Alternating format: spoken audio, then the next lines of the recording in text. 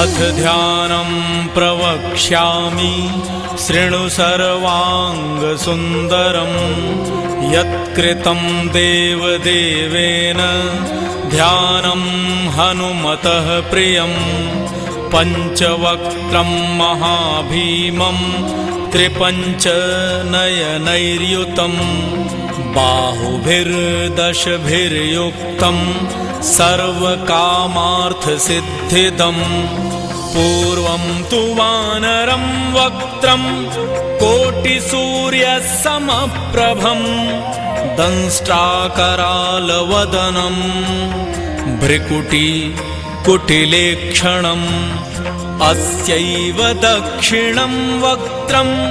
नारसिंहं महाद्भुतम् अत्युग्रतेजो वपुषं भीषणं भयना